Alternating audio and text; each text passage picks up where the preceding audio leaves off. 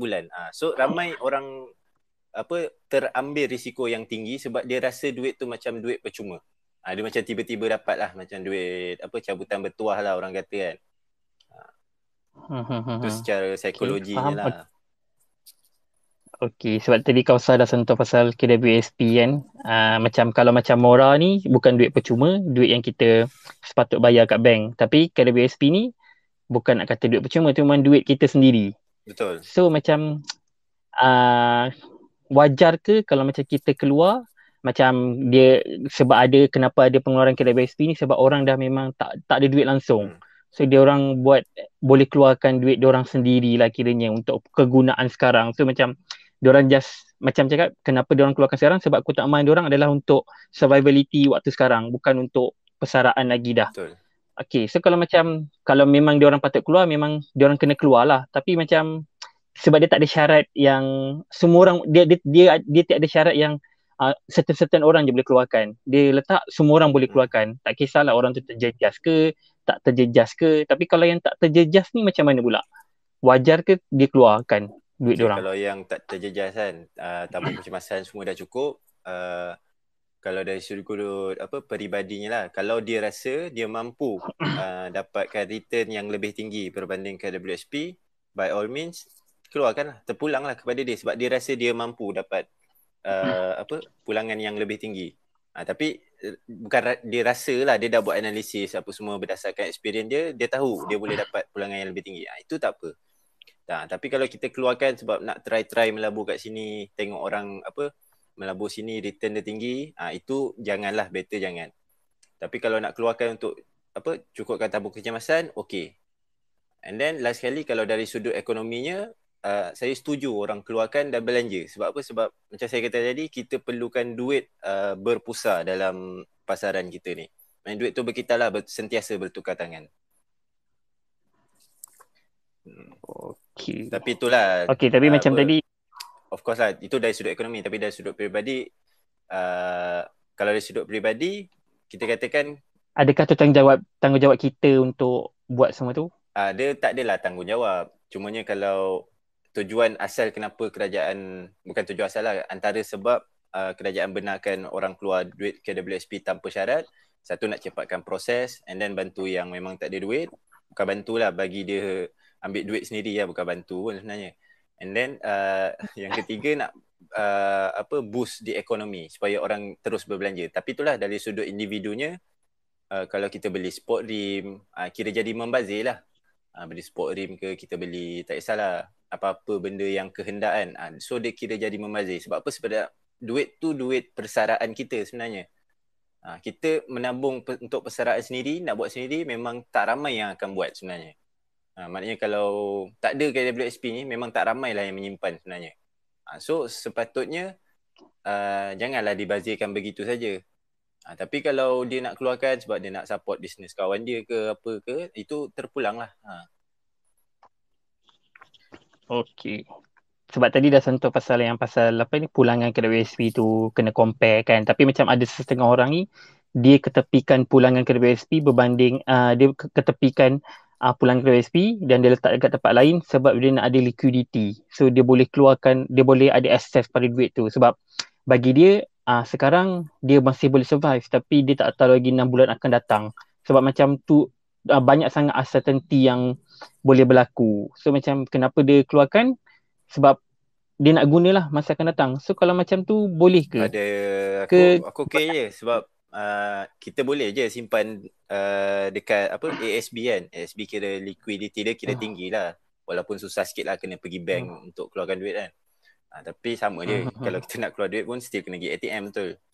So kalau nak tapi ada KWSP kena tunggu bila ada pengeluaran macam ni. Tak ada peluang lah kita nak keluarkan. Betul. Nak keluar saja-saja tu memang tak ada lah. So kalau memang contoh tabung kecemasan dia dah cukup 6 bulan tapi dia masih risau lagi, dia rasa tak selamat lagi.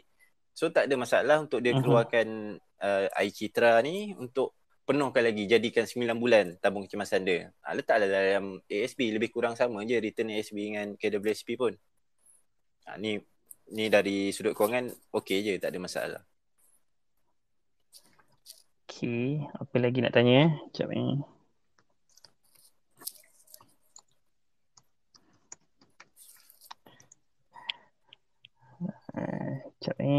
Ada, okay, sebelum saya buka pada Q&A session ke ada orang nak tanya sekarang sebab dah 30 minit pertama. Kalau nak terus tanya pun okey je. Tak payah nak tunggu ujung-ujung nanti banyak sangat question kan. Kalau ada boleh je request to speak, nanti saya accept.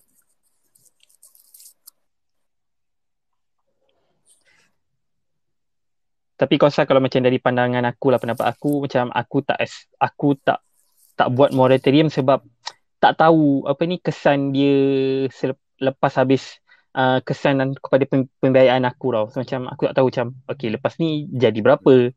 So dia akan extend 6 bulan saja ke dia kena extend apa ni setahun 2 tahun ke. Tu that's why macam tak payah ambil lah. Macam tu lah. Tapi macam sebab rumah tu sewa kan kat orang kan. So macam kena bagi diskaun lah sebab macam kita tak tahu penyewa punya situasi pula kan. So macam unfair lah macam kita memang tak ambil tapi kita beri kesan kepada penyewa.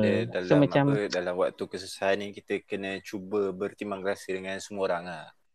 Tak boleh wave pun bagilah diskaun 100 pun orang dah okey sangat dah sebenarnya. Maknanya kita berbudi ada betul. kita punya gesture tu. Betul. Dia sebenarnya bila macam orang kata waktu sekarang tak payah kerja, duduk rumah, work from home ni, sebenarnya perbelanjaan dekat rumah tu sebenarnya lagi tinggi. Kalau compare orang keluar kerja hari-hari kalau ikutkan lah.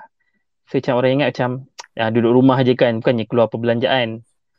Dia keluar bil elektrik lah, bil api, bil air lah, nasib bil tenaga apa elektrik ada diskaun.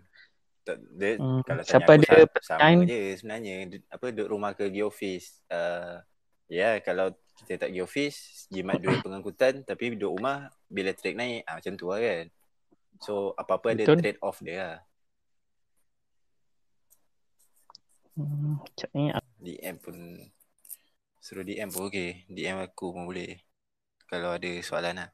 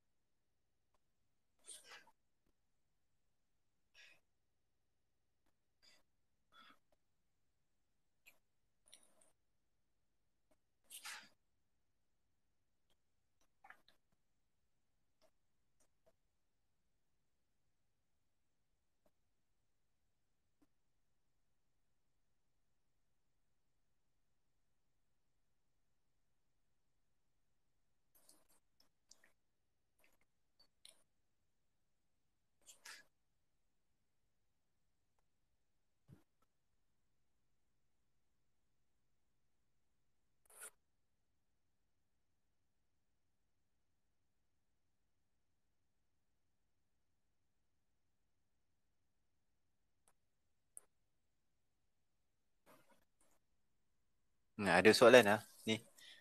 Eji.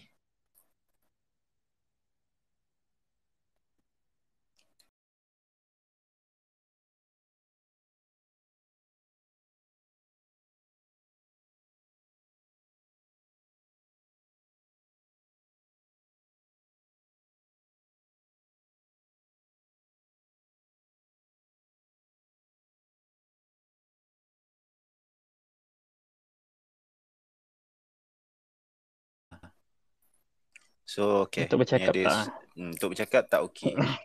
Okay, ni ada soalan. Dia tanya, dia sekarang ni ada loan rumah dan ASBF. Sama soalan. Sama soalan lah, orang yang sama. Sorry. Daripada siapa? Farid kan? Farid K69 sama. So ni soalan lain. Konsep compounding interest dalam moratorium tu boleh tolong jelaskan tak how it works? Pasal kau KJ kau kan kerja bank. Cerita sikit. Dia macam basically macam compounding interest ni contohnya ambil contoh kat kredit lah. Kat kredit kalau kat kredit konvensional ni dia interest on interest. Basically macam contohnya kita ada outstanding 5,000, kita just bayar 10%. Kita bayar 500. Tadi berapa? 1,000. Contoh outstanding 1,000, kita just bayar 100. So ada RM900 lagi yang tak bayar. So RM900 ni akan kena interest daripada RM900 tu. So contoh next month tak bayar lagi, so dia akan kena compounding interest lagi, kadar 900 campur interest charges for that month lah. Tu maksudnya compounding interest on interest. So kalau macam tahun lepas ni macam ramai yang jadi isunya, memula bank-bank ni dia kata siapa yang ambil pembiayaan dekat Islamic perbankan Islam, tiada compounding interest, tiada perkompoundan ke atas keuntungan lah. Kemudian lepas berapa hari pengumuman tu, baru bank konvensional dia ambil inisiatif. Konvensional bank pun akan ikut apa yang Islamic bank punya rules ni lah. Dia tak akan kenakan faedah ke atas faedah. So basically dia ambil contoh apa, kita bayar bulan, katakan nak senang kira 200 setiap bulan. So setiap kali kita bayar hutang ni, dia ada pecahan yang kita bayar kepada principal, nilai pokok, dan ada pecahan kita bayar kepada kadar faedah lah ataupun interest. So tadi kita bayar 200 kan. So contoh nak senang kira, 100 pergi kepada pokok, 100 pergi kepada faedah. So bila ambil moratorium, kita ambil 6 bulan kan. So maknanya kalau tak ada compounding on interest, kita still kena bayar 100 yang interest yang tadi ni. So 600 tu masih kita kena bayar.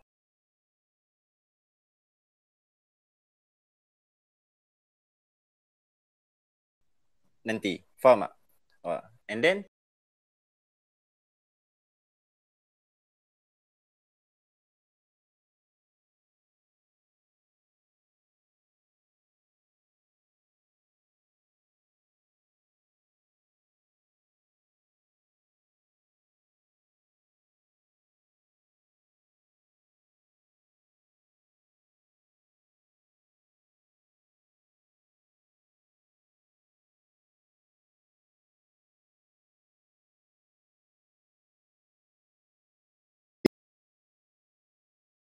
apa yang government bagi sekarang ni, ianya akan melibatkan Sikris dan Sitos. Satu moratorium ni dia akan continuously interest when after 6 months. Alright. Soalan saya. Okay. iCitra ni lepas 6 bulan 1,000 sebulan, lagi satu iCitra ni akan memberi satu bebanan atau mengurangkan beban rakyat. Jadi dua soalan lah. Itu sebab apa moratorium ni, apa yang saya nampak sebelum ni yang kita ni kita nampak daripada efektif daripada semua bank pun sangat tidak memuaskan. Moratorium itu adalah salah satu perkataan hanya untuk menyenangkan rakyat dan ianya tidak merangkumi dan tidak dapat memuashatikan segelintir pihak. Yes, go ahead. Alright. Banyak soalan tu. So of course lah, kita takkan boleh puas hatikan semua pihak. So dari segi bantuan kerajaan, dia ada bantuan yang kerajaan inject cash secara terus. Itu bantuan-bantuan yang contoh dia bagi 200 kepada bujang apa semua tu lah.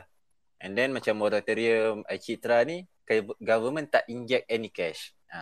So tu adalah duit kita sebenarnya. So membantu atau tidak, in short term, yes, dia membantulah.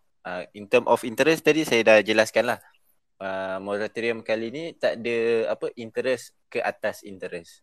Tapi interest basically sama macam tahun lepas jugalah, macam tahun lepas. Kata interest. Sitos dan Sikris tak ada efek.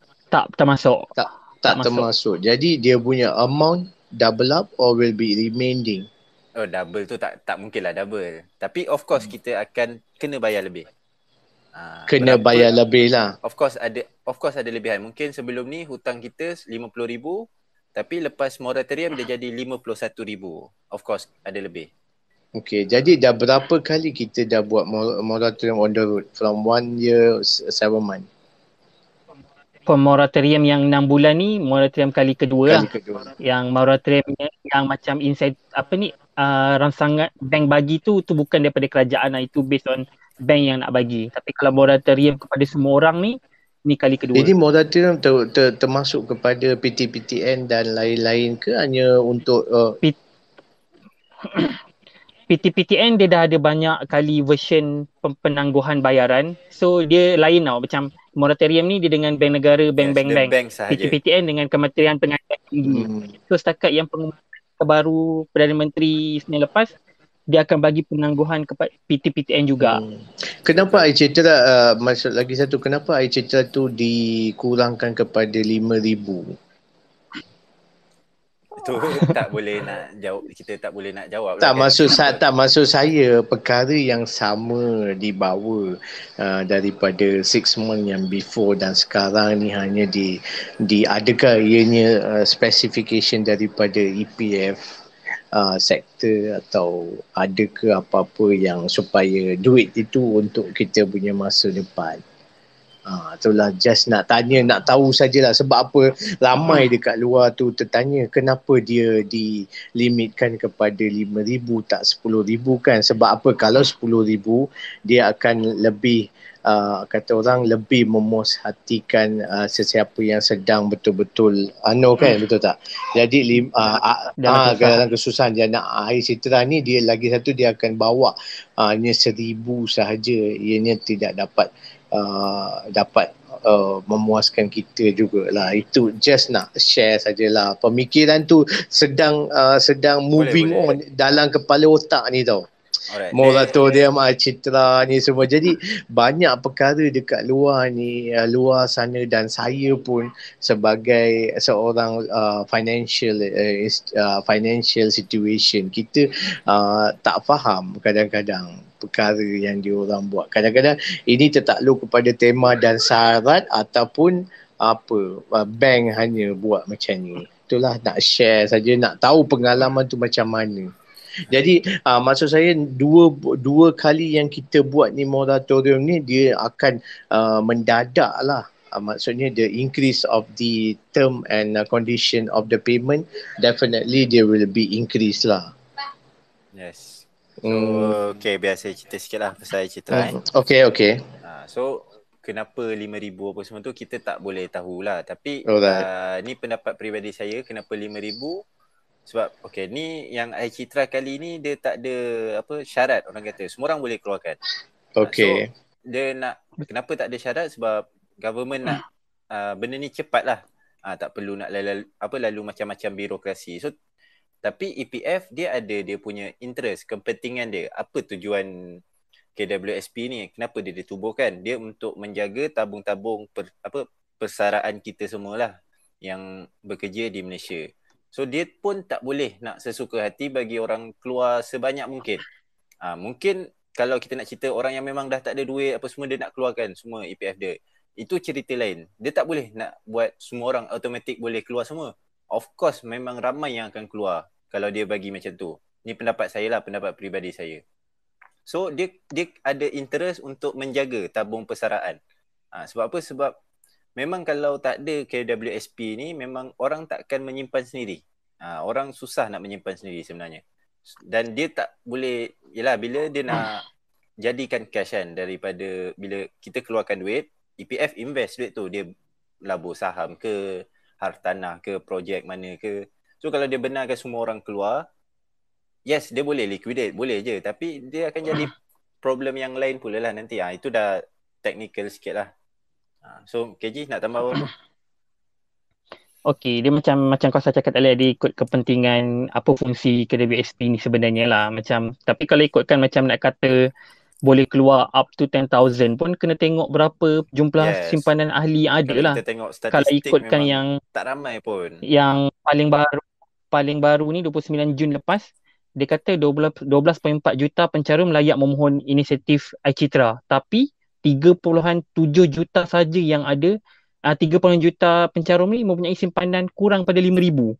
So maksudnya kalau dia kata boleh keluar 10,000, kalau dia kata boleh keluar 5,000, kita tahu 3.7 juta saja boleh keluar. So bila dia dah keluar 3.7, dia dah keluar 5,000 ni, basically dia tak ada simpanan langsung lah. Yes. So nak kena tengok keadaan simpanan ahli tu pula. So kalau macam dia up to 10,000 pula, kita boleh nampak lagi dia punya range, berapa juta ahli yang ada simpanan bawah pada 10 juta pula. So macam kalau kita nampak data tu, lagi tahu berapa sebenarnya simpanan yang ada lah. So diikut keupayaan simpanan ahli tu jugalah. Kalau macam Simply kata boleh keluar 10 amount yang maksimum, orang yang kaya dia boleh keluar banyak duit lah, bukan orang kaya. Ahli yang mempunyai simpanan yang banyak, dia boleh keluar, Simply keluar lah. Yes. Dan dah jadi Jadi- masalah 30 tahun nanti pula tak ada duit nak bersara. So itu dah kita menangguhkan masalah tu pula. So Jadi dia dah jadi apa cadangan lah. tak masuk lagi satu apa yang terjadi kepada mereka yang tidak ada EPF yang hanya untuk bantuan 500 saja. Apa terjadi tu saya tak boleh nak jawab lah kan. Sepatutnya Itulah kerajaan tak kena tolong lah. Tu dia. So okey, kita pun moratorium yang akan dia pada selepas 6 bulan tu dalam berapa tadi orang cakap? dalam berapa apa tu? Dia punya moratorium sekiranya kita tidak membuat pembayaran dalam 6 bulan. Itu kena better tanya bank berapa amount dia, sebab lain orang lain dia punya jumlah amount, lain interest. So better tanya bank sendirilah. Oh, dia tertakluk pada bank-bank persendirian lah. Bukan tertakluk maknanya. Yes. Yes. Dia tertakluk kepada hutang. Kalau macam kita. saya dengan Kausa ada ambil pembiayaan ni, saya dengan Kausa beza bayaran bulanan, beza kadar faedah yang bank kenakan. So semua berbeza. Tak semua orang contohnya dia pergi nak buat loan 200,000 dari bank, dia akan dapat kadar faedah yang sama. Tak. Sebab dia bila nak bagi bank tu, dia akan tengok kita punya profile dulu. So kadar faedah setiap orang ni berbeza. Tak semestinya semua orang akan sama. Dia term tu akan lebih panjang lagi dan pembayaran tu akan berkurangan atau akan remain sama? Dia ada dua, secara generalnya ada dua possibility. Dia akan jadi lebih panjang tapi kita bayar macam biasa atau kurang, ataupun kita bayar tempoh yang sama tapi amountnya akan bertambah lah. Dulu 700 mungkin 730. So itu kena tanya bank lah better. Kalau sekiranya lepas tu contohlah Kak, kalau kita niat nak beli rumah baru ke apa ke atau kereta yang baru, lepas tak? Itu nak lepas tu bergantung kepada kredit dan scoring kita jugalah, bergantung kepada kemampuan pembiayaan kita nak buat. Kalau macam contoh you dah buat M1 buat loan rumah 200,000, bayaran bank sebulan 1,000, gaji you 1,500, 2,000 lah contohkan. Dia akan tengok apa ni, DSR you pula. So kalau DSR you tak okay, you tak boleh nak buat loan baru. Dia tengok tu juga. Moratorium ni dia akan efek tak? Maksudnya bank akan pandang tak, dulu ni dia B40, M40, dia tak dapat mampu bayar perkara ni, takkan kita nak bagi dia loan dalam ni semua. Ada dia pandang macam tu tak bank? Tak ada. Tak ada. Okay. Alright, okay. Thank you Sean. Okay, thank you. Sekejap ada soalan bacakan.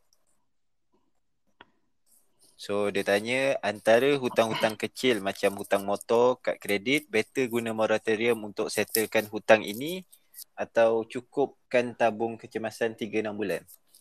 Ingat term kad kredit macam mana? Dia lain sikit tau. Kad kredit macam aku cakap tadi, dia kalau macam sebelum ni dia akan dia akan panjangkan, contohnya outstanding 2,000, dia 2,000 tu macam kita akan bayar every month untuk berapa tempoh yang kita ambil tu. Jadi term loan lah basically. Okay, so better hutang motor ni tak sure lah. Hutang motor biasa Aeon kan. Motor selalunya kat kedai. So tak pasti pula term dia macam mana. Tu tak pasti dia ada moratorium untuk loan motor ke dia tidak. Bukan bawa bank bawa yang ni lah, plan moratorium baru hari tu lah kan. Betul. Sebab macam yang orang ada ambil, kalau sebelum ni kan yang ambil loan kereta daripada brand kereta tu kan diorang boleh ada loan diorang sendiri kan. Macam diorang bising kenapa diorang tak dapat murah. So itu sebab dia bukan pinjam dari bank, tu masalahnya. Itu kena tanya direct lah, sebab dua-dua tu bukan dari bank kan. Tapi kalau macam pendapat aku, kalau macam contohnya kad kredit tu better selesaikan lah, macam daripada kita nak panjangkan pembiayaan tu untuk selesaikan kad kredit sampai bila nak habis, sebab every month kita akan create new expenses kan. So macam expenses yang ada pun tak bayar, lepas tu nak create new expenses lagi. So macam lagi terkumpul lah, walaupun benda tu tak compounding, tapi expense jumlah yang hutang kita tu yang terkumpul sebenarnya. Alright, so ni ada soalan lain. Tanya, Assalamualaikum, saya nak tanya tapi luar topik. untuk 3 bulan tabung kecemasan tu maksudnya total gaji kasar. Dia tanya, total gaji kasar ke? So jawapannya bukan. Kalau saya personally pakai berapa yang kita perlukan lah setiap bulan, berapa belanja kita. So contoh gaji 3,000, belanja 2,000. So tabung kecemasan 3 bulan 6,000 lah, dia based on berapa total belanja. Kau macam mana KJ? Kau pakai apa? Sama aku ikut gaji bulanan. So dia terpulang lah, tapi minimum dia ikut belanja. Paling kurang kena ada mampu tampung belanja lah. Macam Kausar punya tu, kalau perbelanjaan dia lebih daripada gaji, better perbelanjaan lah. Itu dah lain. Sebab macam perbelanjaan, sebab macam kalau ikut perbelanjaan, macam kita tak tahu berapa ni kan. Sepatutnya kita akan belanja within our ni kan, berapa yang kita ada kan. So sepatutnya maksimum adalah gaji bulanan kita lah. Mana ada orang belanja lebih daripada gaji bulanan. Betul lah. So itulah eloknya pakai gaji lah. Tapi kalau nak pakai belanja ni kena tahu dululah berapa belanja setiap bulan. So belanja ni berubah-ubah. So kalau kita dah lama kerja, mungkin kita dah boleh dapat average bulan-bulan kita contoh 3,000. So kita kena ada 9,000 tabung kecemasan. Tu contohnya lah. Okay, ni soalan next. Salam, saya seorang penjawat awam dan sudah menyimpan simpanan kecemasan dalam 6 bulan. Saya belum sah jawatan, jadi saya masih ada duit dalam akaun KWSP. Soalan saya, sesuai tak saya mohon iCitra dan bayar PTPTN ataupun saya tambahkan lagi simpanan? Mohon pandangan. PTPTN dia baki dalam 15,000 lagi. KJ, kau nya dulu. Aku sebab saya ada pinjam PTPTN sebelum ni. Macam saya punya keutamaan waktu tu untuk bayar PTPTN dan selesaikan dengan cepat. So macam waktu tu bukan ada iCitra, iSina, moratorium semua lah. So basically bila ada duit lebih, aku akan bayar je, dan bila duit baki tu berkurang, aku keluarkan duit aku untuk selesaikan. Tapi keluarkan cash sendirilah. Sebab keutamaan aku waktu tu untuk selesaikan PTPTN. Sebab every month bayar 200 kan. So macam tak nak ada 200 tu every month bayar ke PTPTN. Nak lega. Sebab nak plan untuk buat hutang baru pula. So macam nak fokus hutang rumah saja waktu tu lah lepas tu. Tapi kalau based on soalan dia, sebenarnya kalau berbaloi atau tidak dari segi kira-kira tak berbaloi lah. Sebab KWSP return kita ambil 4.5 lah average kan, 4.5%. 4.5. Interest PTPTN ataupun ujrah lah 1%, betul. 1% so only. better kita simpan je. So tu cara kira mudah lah. Kalau kita boleh dapat pulangan yang lebih tinggi daripada kadar faedah hutang tu, better kita simpan je ataupun laburkan je, biar je. Tapi kalau macam KG tadi, itu dia bukan cerita kira-kira dah lah. Dia lebih prefer bayar hutang sebab dia nak buat hutang lain. So itu terpulang kepada dia. Tapi kalau berbaloi atau tidak, tak berbaloi lah kalau based on yang tu sajalah. Based on pulangan. Tapi kalau ikut dia punya situasi dia tak perlu ambil penangguhan PTPTN tu, just bayar macam biasa. Sebab macam penangguhan PTPTN ni sama macam moratorium bank.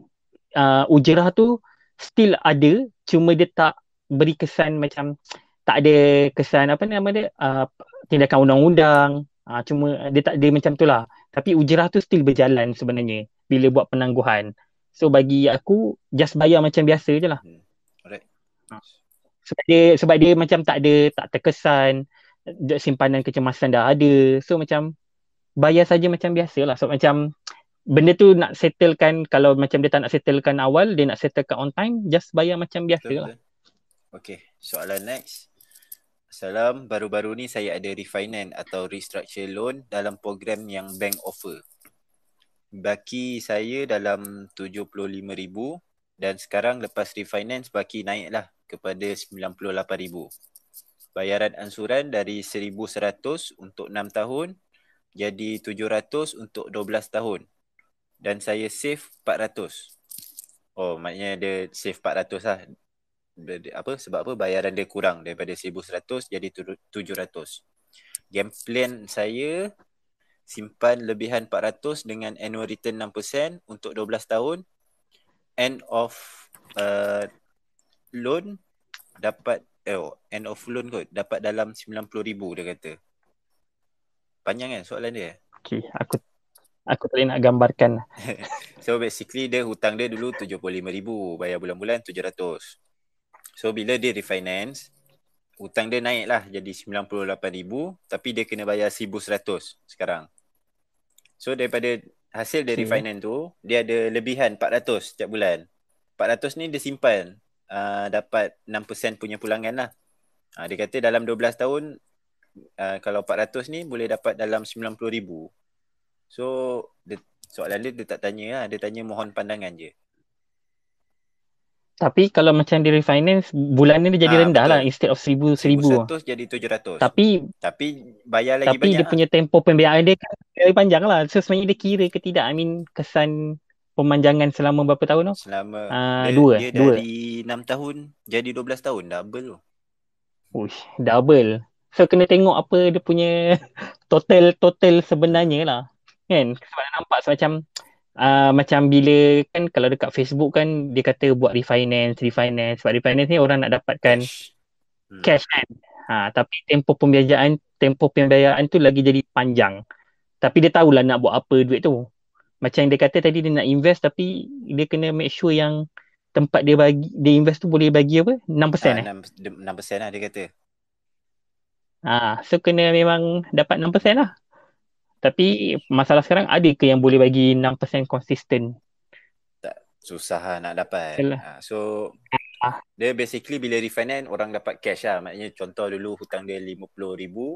So dia refinance, dia naikkan hutang dia dapat cash. Ataupun dia turunkan bayaran bulanan dia. Tengoklah apa term refinance dia kan. So against refinance ke cashback ke apa, duit ni bukan duit percuma. Kita berhutang. Itu masalah dia. So bila kita berhutang tu, kalau mungkin masa tu kita terdesak ke apa nak restructure our financial balik, dan benda tu membantu kita, tak ada masalah. Tapi kalau kita refinance, dapat cash, kita pergi invest kat kripto, kita invest tanpa ilmu kat mana-mana, itu bukan tindakan yang wajar lah. Tu Faiz ada ni, mungkin dia nak komen. Assalamualaikum Faiz. Jadi dia suruh aku Okay, right. Soalan-soalan yang sebelum ni pun kau boleh bagi pandangan. Aku dah lupa lah tadi soalan-soalan yang tadi. Tadi dia ingat apa jawapan dia tu. Lepas tu dah lupa a few soalan tu. Tapi to comment on this part lah kan. Basically apa yang info dia bagi tu agak limited. Dia tak ada detail each and every apa yang dikatakan tu. So I think lah kan untuk this very general space macam ni, untuk komen each and everyone punya plan tu mungkin agak tricky lah. Sebab kalau nak komen setiap orang punya plan tu, dia adalah unique case. Sebab setiap orang dapat rate return yang lain, rate of financing yang lain dan sebagainya. So I don't really think it's wise to do here. Dan apa yang paling sesuai adalah you refer a person yang memang boleh bantu you lah kan, macam financial planner ke apa semua ke, untuk bantu you all untuk buat financial decision. Because kalau very limited detail macam tu, macam it's not fair lah kalau kita nak komen pun. Dan lagi satu soalan yang sebelum ni, patut tak bayar hutang motor, hutang kredit kad, ataupun duit tu guna buat untuk simpanan je. Okay, baru ingat soalan tu. Okay, alright. So this is very very interesting topic, because sama ada nak settle hutang ataupun nak guna duit ni untuk kita buat simpanan, kecemasan kan. Sebab yelah, ramai orang kata kat luar sana, okay, guna duit moratorium ni buat simpanan.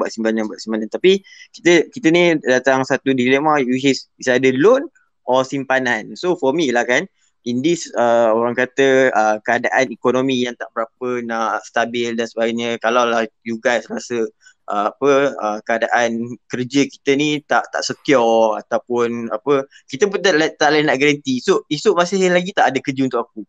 Itu soalan yang kita nak kena jawab.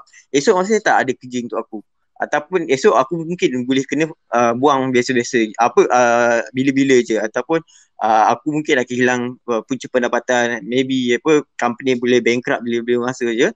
So kalaulah ada persoalan-persoalan macam tu, I think the wise thing to do is we make this 3 month or 6 month emergency saving, okay, because kita pun tak tahu kita boleh tak bekerja lagi. Okay, itu persoalan yang paling utama, sebab kita pun tak tahu lockdown ni berapa lama. Sebab macam yang sebelum ni maybe dia kata 2 minggu, at least kita ada time period of 2 minggu, tapi yang ni kita pun macam Jangan percaya sampai bila sangat. kan dah lah lockdown, lepas tu kau kena PKPD lagi kan. So macam there is too much surprise for us so bagi aku lah so better kita buat simpangan dan kecemasan instead of settling the debt lah. Sebab kalau kita dah dapat moratorium ni cerita kalau dapat lah sebab loan kedai motor ni memang jarang lah dia nak bagi moratorium kan. Tapi kalau duit daripada moratorium yang lain, okay, kita buat simpanan yang we don't really have to eager to settle this kind of debt, okay, sebab kita pun tak boleh secure lagi kita punya kerja. Tapi kalau lah you ni memang kerja government, okay, dah secure dah kerja pun semua, okay, so nak settlekan hutang tu tidak ada masalah lah. In fact is good thing to do, but kat situ you kena faham satu benda, you are already secured your future. Means that the next 6 months, the next one year, I don't really have things to worry about. Okay, kerja macam biasa je, kerja government kot kan, nak takut apa kan. Tapi kalau you cannot secure your future, your income, then I think it's good for us to make our saving. Kok lah tiba-tiba kena berhenti kerja ke semua ke, at least we have something to start lah. And yang paling penting, okay, adalah kita boleh teruskan kehidupan kita seperti biasa. Itu je kot. Alright. Right, betul-betul lah tu. Apa hal tabung kecemasan dulu. Alright. KJ ada soalan? Okay, ada soalan berkenaan dengan simpanan kecemasan lah. Assalamualaikum, saya nak tanya, simpanan 6 bulan tu bermakna kita simpan dekat bank yang gaji kita masuk ke, atau simpanan 6 bulan tu dari jumlah simpanan ASB, simpanan TH, simpanan bank yang gaji kita masuk? Apa soalan dia? So dia tanya simpan kat mana lah kan. So sebenarnya aku ada post saya tu kan pasal tabung kecemasan kan, tapi tak apalah, ni personal practice saya sendirilah. So saya contoh, kalau cukup 6 bulan saya akan letakkan 2 bulan di sebulan lah, tak sampai 2 bulan sebulan di bank lain lah, di kad bank lain yang bukan gaji lah. Contoh gaji CIMB saya simpan kat Maybank lah. And then bakinya lagi 2 bulan saya letak dalam tabung haji. Reason dia sebab tabung haji pun kira liquid lah, senang kita nak boleh online transfer je pada hari kerja kan. Hari Sabtu Ahad tak boleh kan KJ? Betul? Boleh dah. ASB ke tabung haji? Tabung haji boleh. So tabung haji 2 bulan sebab at least dapatlah return sikit kan, 3% ke apa.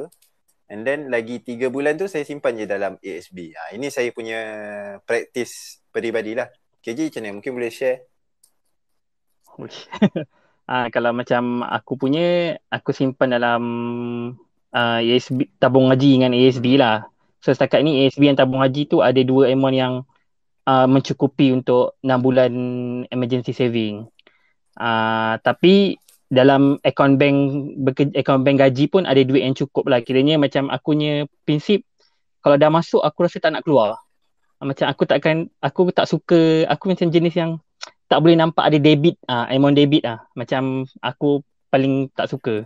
So aku punya konsep, aku masuk ASB yang tabung haji memang dah cukup 6 bulan. So dalam simpanan bank biasa tu memang ada extra lah duit. So setakat ni. Tapi macam akses kepada liquidity duit tu tabung haji lah kiranya. Sebab tabung haji boleh, kalau macam guna Maybank, kita boleh transfer ke akaun Maybank kita RM15,000. So memang sangat-sangat liquid lah kan. Yes. Tapi kalau macam guna ASB RM500, tapi duit tu akan masuk the next working day. So macam dia tak liquid lah. Kalau macam tabung haji, tabung haji dia, sebab ASB tu dia tak nak, bila dia ubah tu nanti tak fit the purpose lah sebenarnya. Sebab dia limitkan 500. So aku buat macam tu lah. Macam 6 bulan tu memang dah cukup dalam ASB tabung haji. Tapi sekarang aku fokus kat akaun simpanan bank biasa dulu lah. Sebab kalau boleh tak nak usik dua-dua tu. Baik, faham. So saya pun ada share sikit kat atas. Faiz nak tambah apa-apa? Ya, untuk apa yang saving ni, for me I split into 3 lah. Satu dekat kita punya saving account, kemudian yang second one is tabung haji, and my third one is in ASB lah. Ini adalah general practice yang saya buat lah. So paling sikit sekali saya letak dalam maybe dalam apa orang kata sebulan gaji tu dekat ni lah, dekat bank account, so that apa anything happen tu boleh terus cakuk kat situ kan. So yeah, that's apa what I can do. Kemudian yang banyak sikit dekat tabung haji. Okay, so kita boleh letak lah dalam 2 bulan punya gaji, okay, kat situ untuk kita punya tabung haji.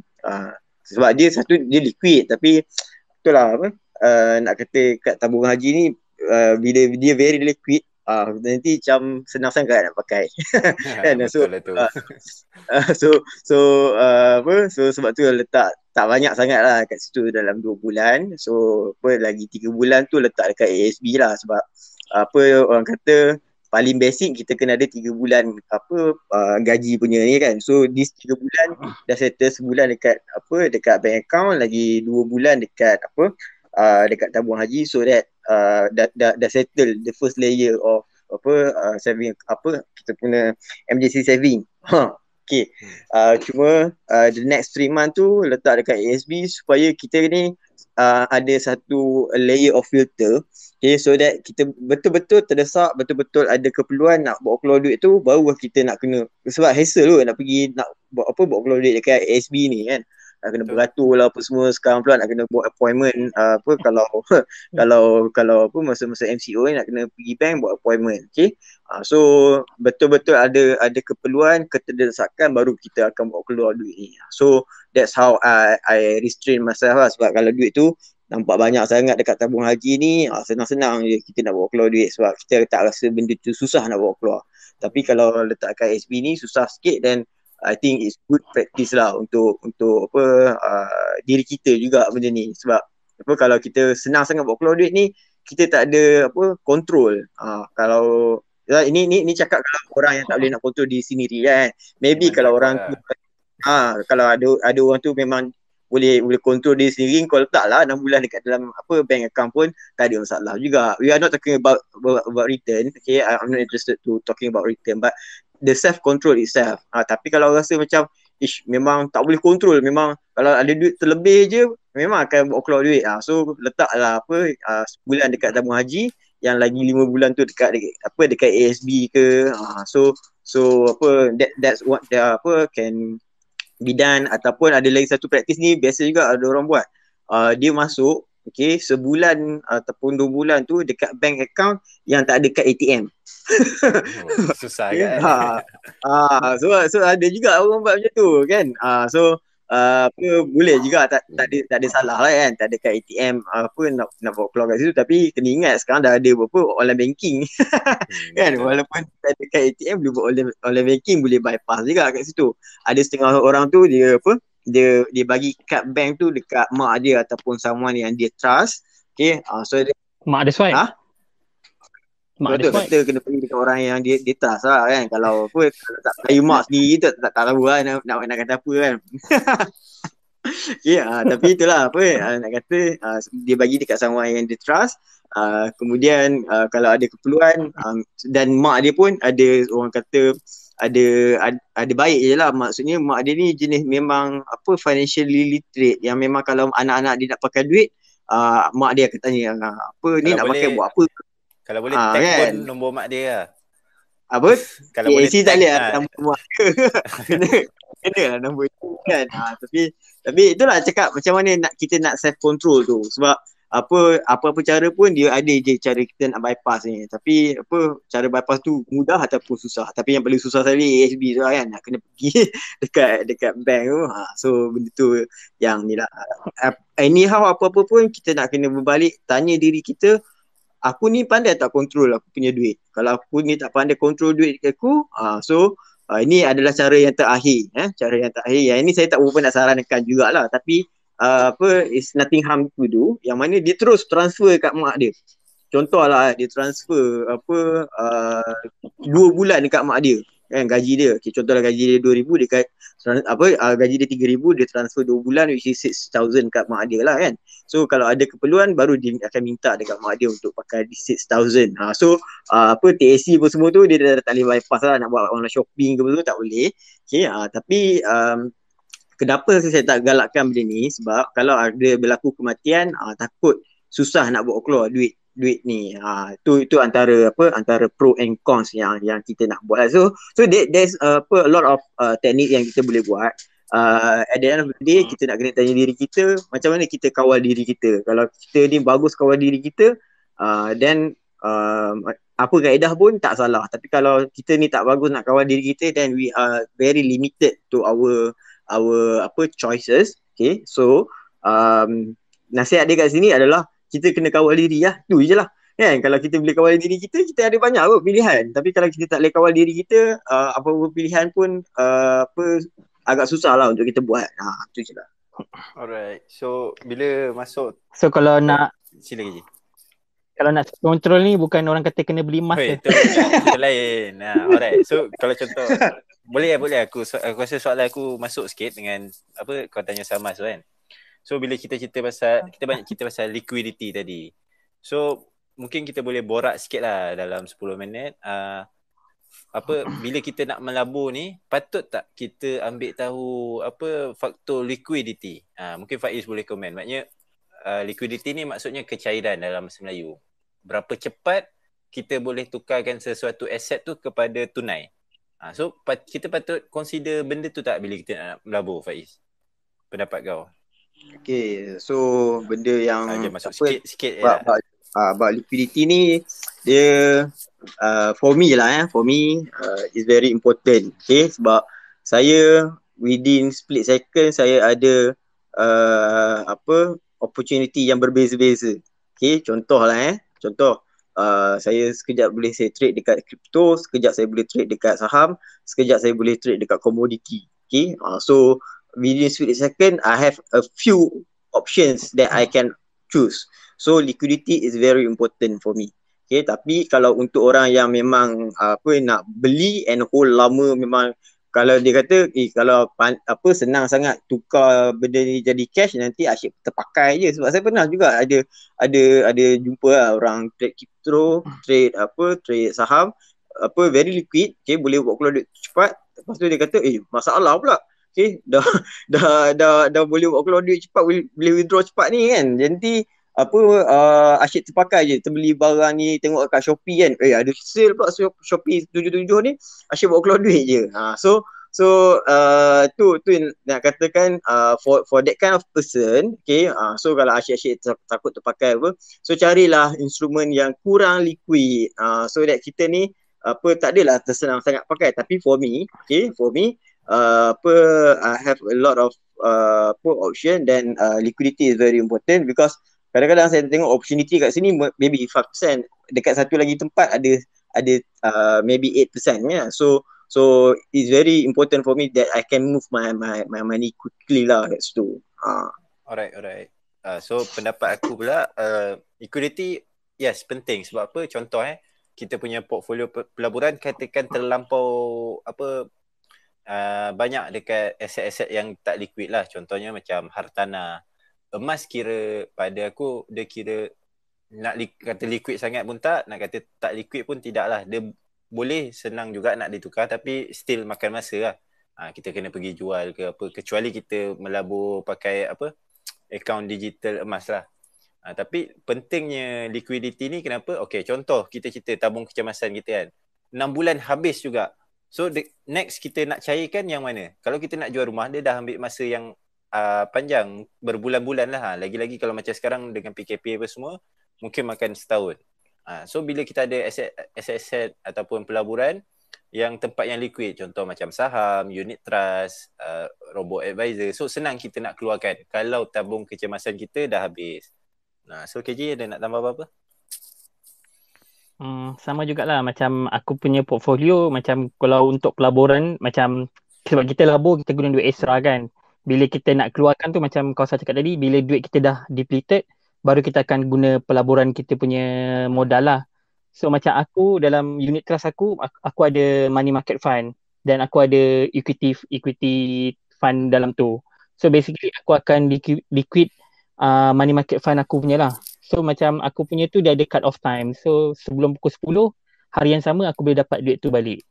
Hari yang sama duit tu akan kredit ke account bank aku lah. Sekiranya macam aku macam setiap instrumen tu dah akan ambil masa 2-3 hari untuk masuk ke account bank. So macam aku tak boleh nak rely satu benda. Macam saham pun memang boleh jual hari yang sama, tapi nak masuk ke account bank tu dia akan ambil masa 1-2 hari juga kan.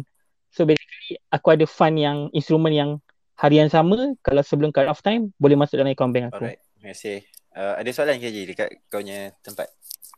Kau rasa Ada I think apa yang paling best kalau kita boleh discuss kat sini kan. Dia patut Boleh. tak kita simpan duit kecemasan ni in term of goal. Boleh juga. Tapi kita layan 2 soalan, lepas tu kita masuk topik tu. Okay, alright. Alright. Sila KJ. sebab aku ada point pasal juga. Boleh. Sekejap, Tak ada masalah.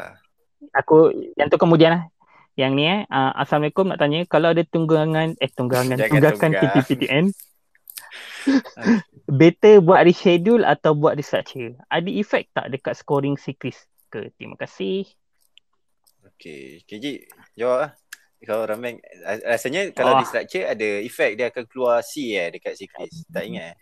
Ya, dia macam dia akan ada record dalam Sikris lah. Cuma macam nak beli rumah boleh saja rasanya. Macam record tu still ada dalam Sikris, cuma nak buat apa-apa, nak buat pembiayaan tu still boleh rasanya. Tapi dia akan effect credit score kita. So macam pernah bincang dekat space sebelum ni, credit score ni akan effect kita punya interest, kita punya kemampuan boleh buat loan atau tidak lah.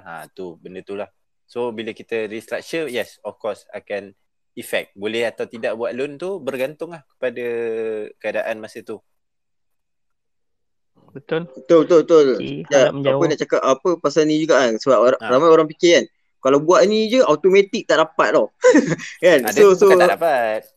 So ramai orang yang berfikiran yang terlalu binary. Kalau buat ni, if yes, then this happen. If no, then this happen. So benda ni tak macam tu. Dia apa yang jadi adalah kita punya credit scoring tu jadi rendah lah. So kalau kita ada aspek yang lain yang menyebabkan credit score kita tu tinggi, so there's no problem pun kat situ. Dia akan effect.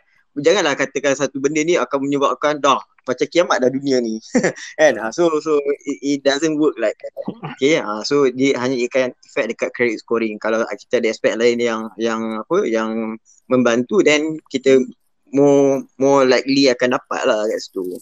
Yes, dan tapi kalau macam PTPTN tu, kalau macam tak boleh bayar, better jumpa dia untuk berbincang dulu. Jangan macam terus diam diri tak payah bayar semua. Tu lagi kesan dia lagi lain kan. So better dia kata restructure, kita buat je lah. Tapi better fahamkan dulu lah kesan restructure tu macam mana. At least kita kena tahu everything lah, A to Z. Macam kena tahu apa yang kita buat. Tak nak nanti macam bila nak buat loan rumah, tak boleh lah dulu kata macam ni. Macam sedangkan kau tak faham apa yang kau buat. Kau tak tahu, tak ambil tahu, tak nak baca. Better fahamkan dulu lah kesan-kesan dia semua, everything. Alright. Ada lagi soalan KJ? Ada. Okay, soalan panjang. Contoh, Assalamualaikum. Contoh tadi kita pinjam daripada bank RM200, kita bayar bank 100 hutang pokok, 100 interest. So moratorium tu function dia kita tetap kena bayar RM100 interest tu lah kan. Yang hutang pokok tu kita boleh sabar kau sah. Sorry. Okay. So kena bayar RM100 tu kira interest kita lah kan. Yang hutang pokok tu kita boleh bayar nanti end of tenure. Tapi kalau kita tak bayar interest tu juga, apa akan jadi ya? Soalan pertama. Dia mana boleh kalau kita tak bayar, dia akan masukkan dalam kira-kira lah nanti. So dia sama ada macam Cik kata tadi, dia akan jadi makin panjang ataupun bayaran bulanan kita meningkat lah. So dia mesti still akan kira interest tu. Kita tak boleh tak nak bayar. Kalau tak bayar, macam kita tak bayar bulanan lah. Kita tak boleh pilih kita nak bayar interest saja atau principal. Okay, harap menjawab soalan. Soalan nombor 2 tentang konsep ekonomi. Macam konsep yang kau cerita tadi, bila kerajaan bagi moratorium indirectly, ia akan ease peminjam, tuan rumah, orang lain yang untuk berbelanja dan increase money flows dalam negara. Tapi kalau konsep ekonomi bila kerajaan ease bagi low or interest rate, bukankah juga boleh increase money flow dalam negara? Ke salah konsep? Okay, Pak Isa pula. Soalan favorite hawkish yang ni. Ayo macam ni je, sekali. Panjang sangat soalan tu. Aduh, malas sekali. Okay, kalau macam konsep moratorium ni, dia akan tolong peminjam, tolong tuan rumah, permudahkan. Lebih kurang lah. Memudahkan peminjam, tuan rumah, orang lain untuk berbelanja dan increase money flow dalam negara. Tapi kalau konsep ekonomi bila kerajaan ni bagi interest atau low interest rate, bukankah juga boleh increase money flow juga dalam negara? Okay, so soalan dia moratorium versus low interest rate lah kan, betul tak? Yes. Kan? Okay, baru jelas apa dia punya persoalan sebab kat ujung tu dia just compare dua tu tapi tak come up with a conclusion apa soalan yang dia nak tanya tu. Okay, right. So betul, kita tak nafikan bila kita lower the interest rate, orang kata money supply apa semua tu akan bertambah lah. This is economics punya thing sikit. Okay, tengah malam cerita ekonomi kan, tapi tak apalah.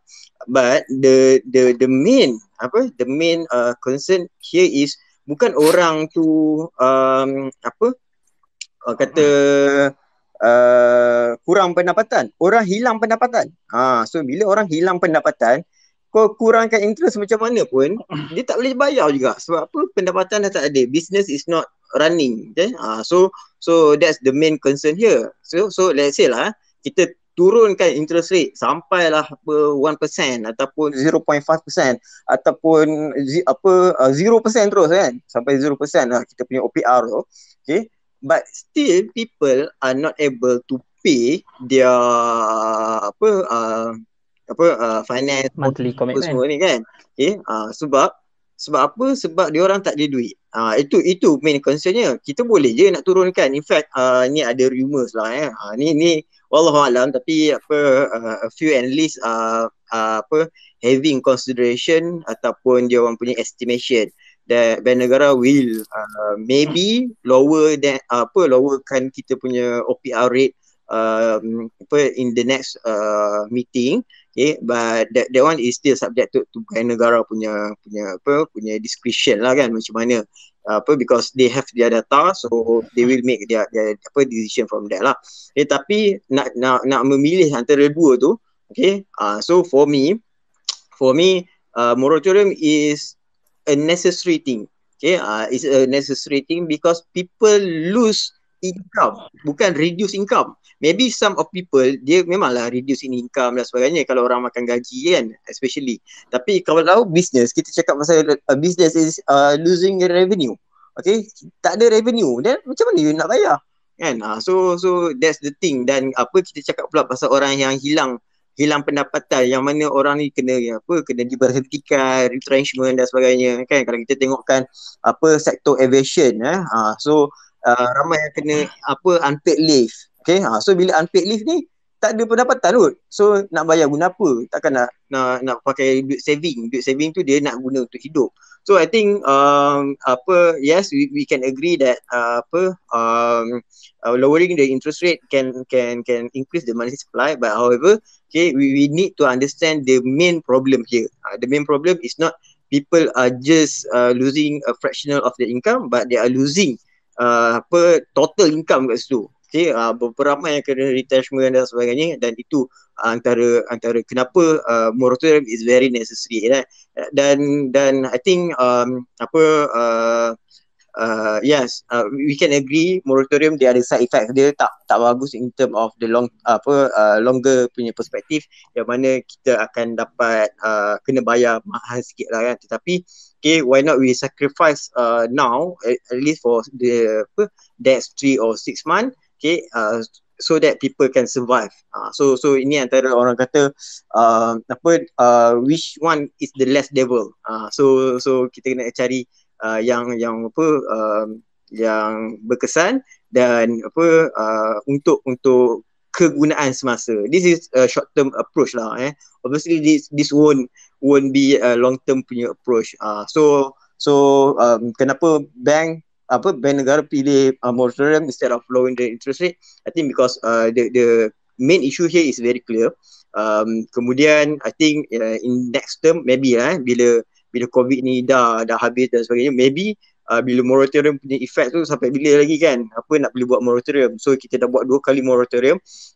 So next one maybe orang dah start mula kerja balik, maybe they sebab I don't really think lah the government will inject more money into this economy. I'm sorry about that. Okay, maybe what they can do is lowering the interest, lowering the tax. That's the thing yang kita nampak lah for the current government. I don't really think they will inject more money.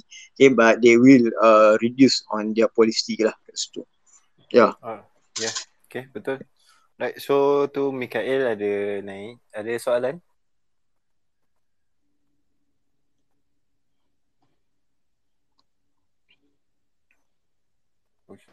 Hello, Assalamualaikum semua. Salam.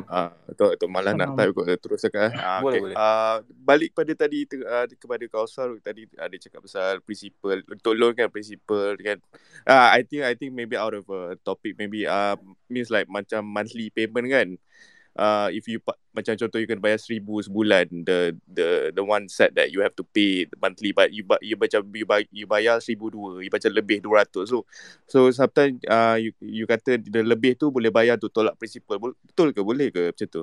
Dia kalau itu dia bergantung kepada jenis loan tu sendiri, dan biasanya ada yang boleh kita bayar lebih untuk tolak principal, tapi biasanya untuk hutang rumah je. Tak silap flexi ke apa benda. Tahu tak KJ? I ada dengar yang biasanya dia bagi untuk hire purchase juga. I ada dengar lah. Untuk hire purchase not sure lah. KJ mungkin boleh komen. Dia ikut bank, ikut jenis pembiayaan jugalah. Macam selama ni, sebelum ni kan OPR turun tu. So macam main bayar je every month. So sebenarnya benda tu float je. Benda tu tak tolak pun principal. I see that. So kalau tu kena dia ikut jenis pembiayaan apa yang kita buat tu sebenarnya. I see.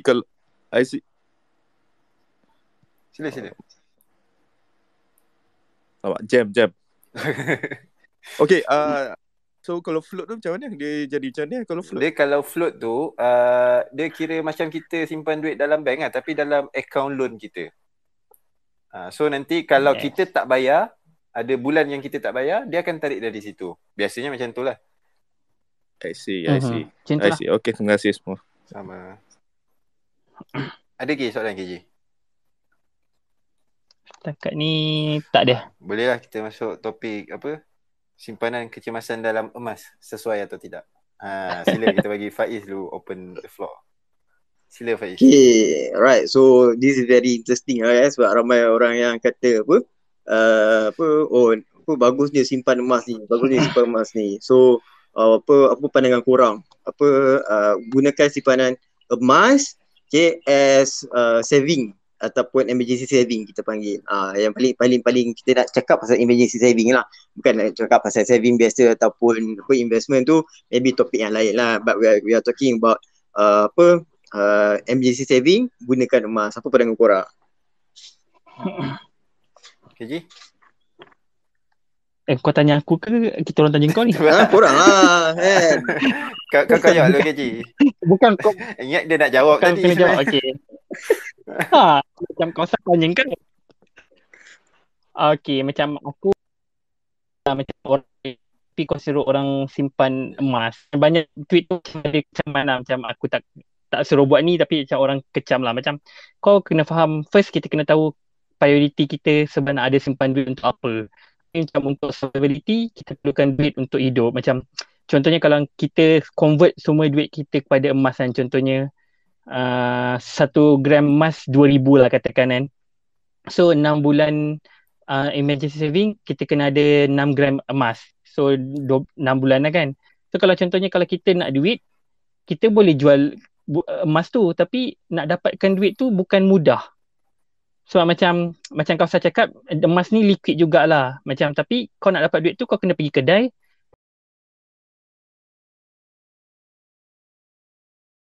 Lepas tu kau kena terima apa yang harga kedai tu nak beli.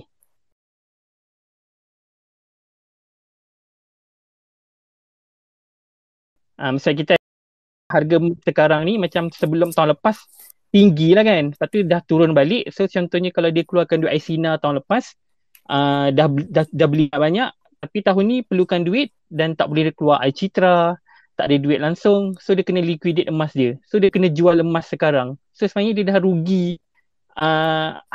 Rugi sebab dia jual harga sekarang. Harga So macam rendah nak kata berbanding dia belilah. yes, macam memang memang liquid, tapi harga tu kalau ikut harga lah, kalau harga tinggi memang untung lah, berbaloi lah beli, tapi kalau harga rendah macam sekarang memang tak berbaloi lah untuk jual. So dia kena ikut dia punya keadaan ekonomi dia lah. So kalau macam memang dia ada 6 bulan saving, kalau dia nak beli setakat 1 gram tu kira okey lah. Tapi memang nak liquidate memang macam tu, dia ada harga jual dan harga beli spread. Yes. Tu harga terima kat kedai. Kalau macam even kalau beli guna platform Maybank ke apa-apa platform pun, dia still kena ikut harga kedai tu terima. Dan ada platform bila kita jual, dia tak masuk account bank kita pada hari yang sama. Macam contohnya aku ambil contoh Hello Gold. Hello Gold kalau kita jual, duit tu memang masuk dalam akaun Hello Gold, tapi dalam akaun Hello Gold nak masuk dalam akaun bank kita pula, dia akan ambil masa pula satu ke 2 hari. So macam liquid bila nak jual lah, tapi liquid nak masuk ke akaun bank kita, dia ambil masa 1-2 hari. Kalau macam akaun bank yang emas tu, maybe dia akan masuk hari yang sama lah. Cuma macam Maybank, dia ada transaction operation time. So sampai pukul 11 malam boleh buat urus niaga jual beli emas. Tapi kalau macam pukul 1 pagi nak guna duit, macam mana? Tak boleh nak jual emas. Akaun Maybank online tu memang boleh buka, tapi nak jual tak boleh.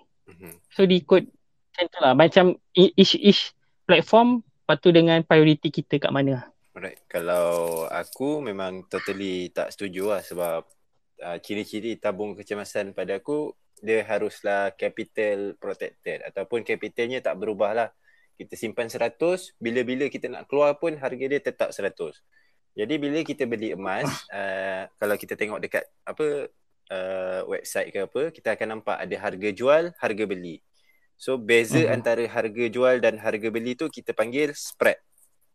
Bahasa Melayu apa kan spread? Tak ingat kan. So spread ni berapa persen? Kalau kita kira lebih kurang 7 ke 9%. Maknanya kalau kita beli emas harga 100, nak balik modal, kita kena, harga emas tu kena naik dalam 7 ke 9% baru balik modal. Ini belum cerita harga emas ni sentiasa fluctuate apa semua. Ini kita nak balik modal spread kita tu je tadi. So memang kita beli, dia apa-apa pelaburan ni ada cost dia. So emas ni cost dia adalah spread tu. Kalau kita beli emas pakai gelang, rantai semua tu, dia ada tambah kos upah lah kan.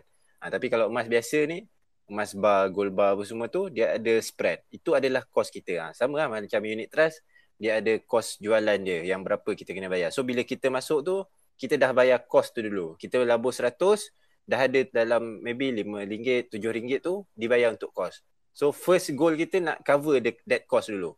Lebih tu baru profit. So tak sesuai lah pada aku untuk tabung kecemasan. Faiz? Okay, alright. So, ya betul lah macam yang korang cakap tu. Untuk for me, ada 2 benda lah yang kita nak tengok dekat tabung kecemasan ni. Yang pertama, liquidity. Dan yang kedua adalah capital protection. Bukan kau fikir capital protection yang dekat Takaful tu capital protected lah. So capital protected means that kalau kita masuk 100, dia akan intact. Ataupun kita panggil sebagai capital intact lah kat situ.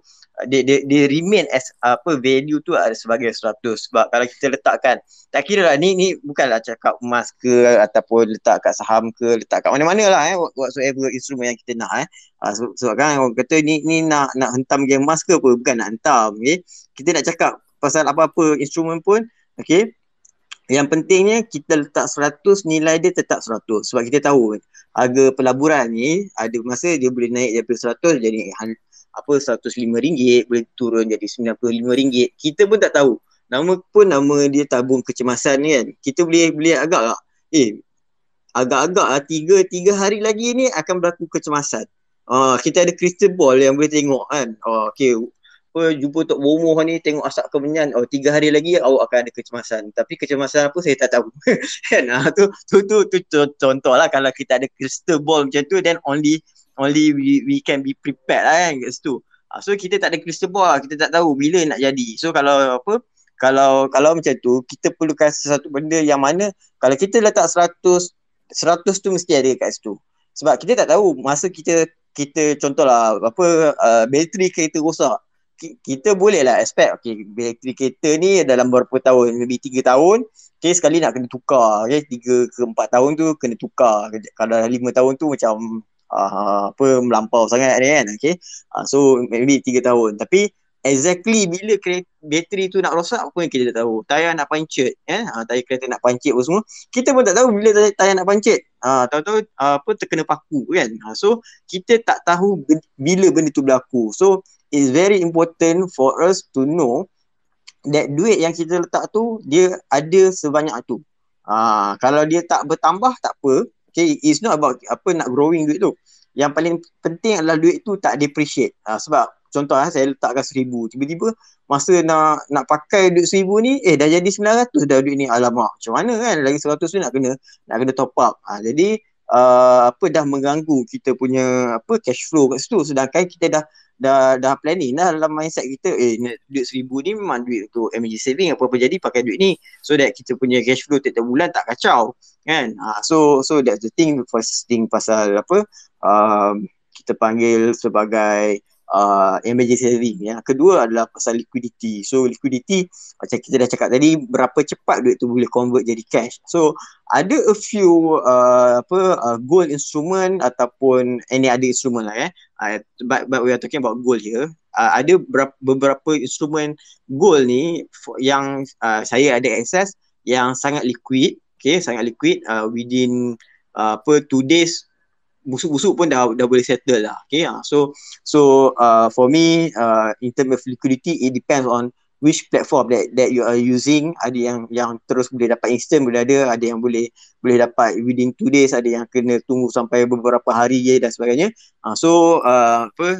In terms of liquidity, it depends on platform lah. Tetapi to serve the first purpose yang kita kata sebagai capital protected tu, itu kebanyakan pelaburan, especially for commodity macam emas so tidak sesuai. Jadi in term of liquidity, maybe ada platform yang boleh settlekan isu tu. Tetapi ada masalah yang pertama tu, yang paling penting sekali, yang mana duit kita letak 100, dia nak kena remain as 100. Pasal spread semua tu, I think Kausar dengan kewangan graduan dah banyak cover dah pasal spread. So I don't really want to repeat the same point lah. Right. Alright, thank you Faiz. So conclusion kita boleh buat tak sesuai lah betul KG Faiz? Betul. Bukan tak kecemasan. Kurang sesuai lah. Tapi kalau dia nak buat juga, terpulang lah. Kita tak boleh nak halang lah kan. Tu preference individu. Terpulang. Sama betul, macam orang ni, orang buat emas perhiasan kan. Sebab yang ni tu satu trend lah satu trend yang kita tengok sekarang ni. Orang buat ni beli emas ni supaya nanti kalau lah berlaku apa-apa kan, abah engkau tu ke apa ke ni selalu ni lah kan, benda-benda yang kita dengar lah kan. Contoh suami akak ni kan nanti ni. So at least ada juga emas tu. Tapi kita nak kena faham lah, emas perhiasan ni dia punya storing value dia tu tak adalah tinggi sangat. Tapi obviously lah, emas perhiasan ni semua orang perempuan suka kan. Tapi in term of value storage tu, dia tidaklah seperti mana emas ketul lah. Emas ketul lah bahasa, tak tahu lah, saya orang kampung saya panggil emas ketul lah kan. Gold bar. Okay. So yes, betul, kita tak nafikan, memanglah bagus beli emas perhiasan tu. Tapi for me, beli yang memadai pun dah cukup kan. Setakat satu utas rantai, satu utas gelang dah cukup lah kan kat situ. The rest tu kalau nak simpan emas, sebab kita tahu perempuan kan suka emas kan. So kalau you nak simpan emas, simpanlah dalam bentuk gold bar, which is more storing value punya part tu lagi banyak lah. Sebab kalau kita beli emas perhiasan ni, satu dah spread tu lagi, kalau kita pakai 916 semua tu, dia punya purity tu dah rendah lah. Dan lagi satu yang masalahnya yang paling orang tak tahu ni adalah pasal kos upah lah. Okay. Kos upah tu dah makan berapa banyak dah daripada nilai emas yang kita beli tu. Betul. Dia kalau emas perhiasan ni, kalau akulah personally, yes, dia lebih kepada psychological effect lah. Kita nak tunjukkan kasih sayang kita. Sebab perempuan ni memang tak dinafikan, memang suka emas. Lagi-lagi emas perhiasan. Dan kalau nak beli setiap tahun sebagai hadiah anniversary ataupun hadiah birthday pun tak ada masalah. Pada saya lah, better saya bagi dia emas daripada saya bagi benda-benda lain lah. At least dia ada value dan dia memang happy. Memang perempuan ni memang suka dapat emas. Sebab setiap tahun ada design baru. Dia setiap tahun dia ada design-design dia. Nanti kalau dah kahwin kau kena follow lah Faiz kan. So diorang ni memang suka follow. Mungkin time ni, season ni, design ni diorang suka. So tak ada sekarang masalah. apa? Panadol? Aku sekarang tak sebab tak beli. Aku dah beli 3 bulan lepas tu. So sekarang tak sure apa trend dia. So dia laju juga kadang-kadang trend ni. Kadang-kadang ada influencer tu pakai macam ni, trend tu naik. So benda tu dia lebih kepada psychological effect lah. So kalau nak beli memang sebagai hadiah lah, tapi dia ada store value tapi tak banyak. Bukan kita punya, maknanya kita beli tu tujuan kita bukan untuk pelaburan, bukan untuk simpanan, tu semua bukan priority kita. Priority kita mungkin membahagiakan isteri kita. So beli je lah, tu tak ada masalah. Okay lah, aku kena kahwin nak bagikan isteri. Okay lah, tapi macam yang pasal emas ni, macam aku Google tadi kan, macam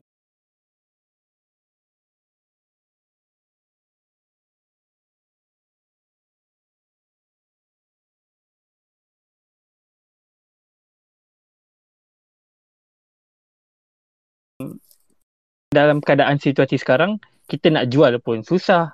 Gadai tak sure lah buka ke tidak. Tapi macam kalau setakat ada option untuk digadaikan, kita pinjam. Ini kita gadai emas tu, kita pinjam tapi still kita kena bayar balik lah. Betul. So macam kita tak ada duit, lepas tu emas tu kena gadai, dilelong. So emas kita hilang, duit kita tak ada. So macam everything dia macam ada side effect dia lah. So kalau macam kita kena tengok keadaan kita pasal apa gadai lah, ataupun rahnu lah. Sebenarnya trend ni popular dekat Kelantan. Kalau kau perasan lah, dia memang peniaga-peniaga Kelantan, kenapa antara reason dia banyak emas, sebab dia orang memang gunakan emas ni untuk modal rolling perniagaan.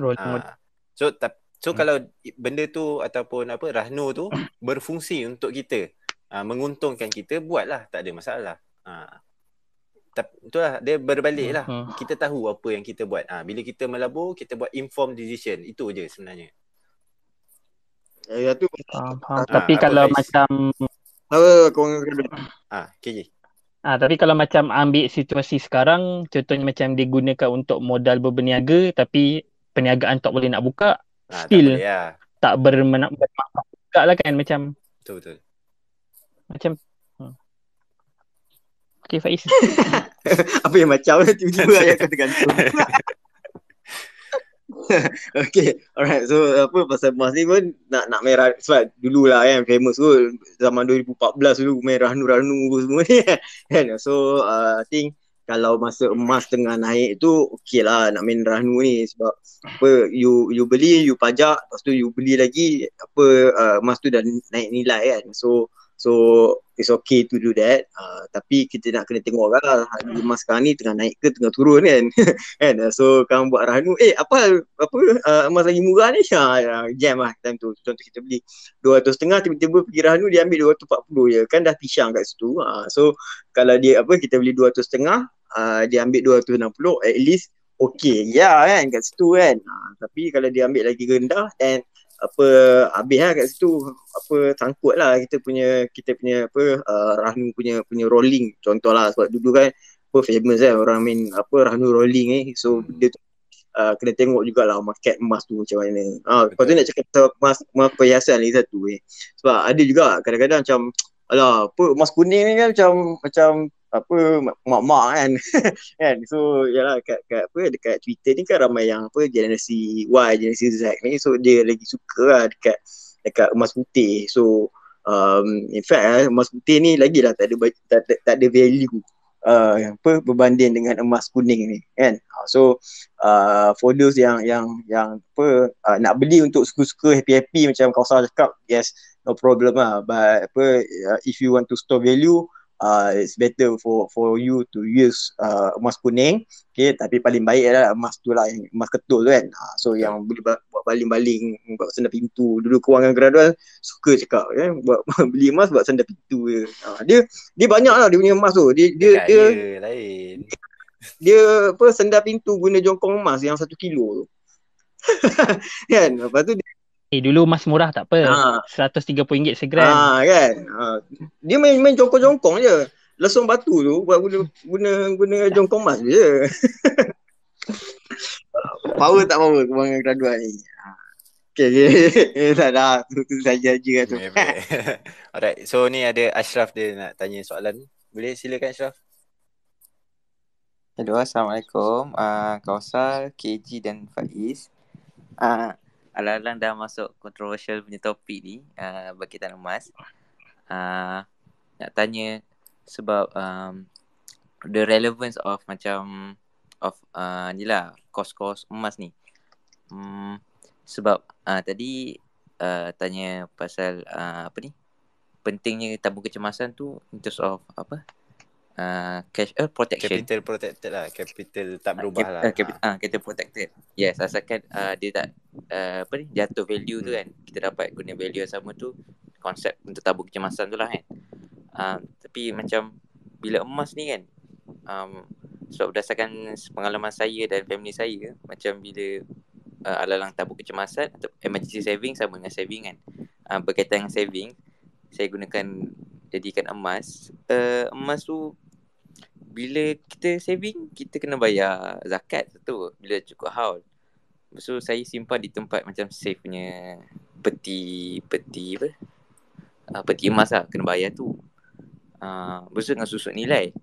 Tapi bila kita main rolling, kita main macam investment, kita tak bayar zakat. Bayar zakat untuk emas. Dan kos simpan tu pun tak perlu simpan lah, sebab kita jual beli kan. Saya nak tanya, kenapa kena menyimpan kalau lagi banyak keluar duit daripada kita main investment, lagi banyak untung dan rugi kan. Itulah. Macam mana ulang balik last tu? Maksudnya mak saya persoalkan, bila kita menyimpan ni lagi banyak kos yang dikeluarkan berbanding kita buat jual beli emas, yang kalau jual beli kita akan untung lah, lagi banyak duit, tapi tak perlu pun keluarkan kos-kos. Alright, dia kos-kos kalau yang dia kata jual beli lagi untung, macam Faiz katalah, kalau trend harga emas tengah naik, of course lah memang sedap lah, memang senang kita buat untung. Tapi kalau harga emas tengah jatuh, macam mana kita nak untung berjual beli tu? Saya tak nampak lah macam mana kalau harga emas tengah jatuh, dia tengah trend, maknanya 200, 180, 170. Macam mana kita nak untung jual beli masa tu? Kecuali kita dah beli lama dululah harga 100. Betul-betul. Lagi satu yang konsep saving tu, macam saya tak nampak lah bila jadikan emas, sebab dia akan jadi depreciate dari segi value, sebab bukanlah actually depreciate lah, fluctuate. Bila menyimpan kena macam untuk long term nanti, bila dah sampai setahun kita kena bayar kos yang kita menyimpan emas. Macam pengalaman saya, simpan kat safe haven, safe macam peti emas tu lah, peti emas kat bank yang kos. Tak, saya dia macam untuk apa-apa dokumen ke apa-apa barang, dia ada ikut size dia, saya kena bayar safe deposit box. Safe deposit box. Of course lah, yang tu ada cost satu. Yang kedua, saya kena bayar zakat ikut kepada amount tu, haul, which is kita tak sentuh apa-apa, tiba kena bayar. Yang ketiga, susut nilai tu akan lagi tinggi lah kalau kita ambil saiz gram lagi besar. Jadi saya nampak saving jadi emas tu jadi lagi rugi. Padahal kalau dia sebenarnya macam bila aku sentuh bab zakat lah, zakat tu sebenarnya tak merugikan lah. Macam kita kena faham kenapa kita kena bayar zakat. Bila harta yang yang bertambah, yang berkembang, berkembang kita kena bayar zakat.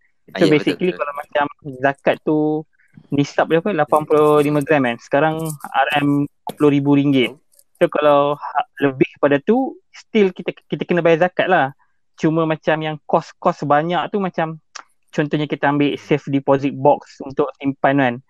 Itu memang kita punya option lah. Macam kita boleh simpan sendiri tapi risiko dia orang akan datang rumah kita ambil. Tapi kalau safe deposit box kita letak risiko tu kepada bank untuk jaga barang-barang kita. So macam sebenarnya tak adalah kata apa-apa tu rugi. Kalau macam office mate saya, dia simpan pasport dia dekat safe deposit box. Geran-geran semua kat safe Dia deposit box. transfer risiko lah. Sebab dia kata dia tak nak tanggung risiko kalau jadi apa-apa, rumah terbakar, apa-apa. Nanti kena buat pasport baru, kena buat report ni, kena buat tu. Kalau lagi-lagi kalau macam dokumen yang penting. So dia pergi safe deposit box, dia ambil yang paling kecil tu untuk simpan semua dokumen-dokumen dia. Tu dokumen lah, bukan barang seperti duit ke. Duit orang tak simpan kat safe deposit lah. Macam emas ke, dia tak buat tu. Tapi dokumen penting sebab dia tak nak tanggung risiko. Bagi tu macam pilihan bagi dia lah kalau ikutkan. Cuma kalau susut nilai tu saya tak faham. Emas dia bukan susut nilai. Susut nilai Dia fluctuate. harga tu sebab dia macam spread lah sebenarnya actually. Sebab bukan spread sebenarnya. Macam contohnya you beli emas harga hari ni RM200 kan. Contohnya lepas setahun harga emas tu RM180. Tu bukan spread tu harga emas. Bukan. Bila you beli nanti you jual balik, you tak akan dapat exactly harga tu. Tu yang maksud saya susut nilai. Contohlah kalau kita ambil same level lah of harga lah. Spread tu cost lah sebenarnya. Spread dalam bahasa Melayu tu dikira macam susut nilai lah sebenarnya. Okay. Yang saya faham. Maksudnya kita ambil condition yang kita beli 100 harga emas 100, waktu kita nak jual tu harga pun emas pun 100, tapi dia akan ada susut nilai macam tu lah. Sebab harga emas tu contohnya kita beli brand A, kalau tu kedai tu ambil tu, dia tak akan jual brand tu balik, dia tak akan jual benda tu dah. Dia akan dia akan cairkan, macam dia akan ambil emas tu, dia akan buat producer emas lain pula. Dan lagi satu, dia jadi susut nilai sebab harga waktu tu rendah. Kalau macam harga waktu tu naik macam Kausar cakap tadi, kalau macam spread 9%, so harga kenaikan tu kena 9% untuk harga tu sama at par. Kalau lebih dari 9%, maknanya kita untung lah. Tu dia punya risiko bila kita simpan emas. Yes, itu saya kaitkan dengan appreciation, protection, capital protected. Capital protected. Sebab kat situ akan ada faktor-faktor yang menyebabkan dia tak protected. Macam tu lah. Alright. Terima kasih Ashraf. Sorry panjang. Tak ada masalah. Saya terbawah lah. Okey je, tak apa. So tu Lil Cute, saya tak sure lah nama dia apa. Ada soalan?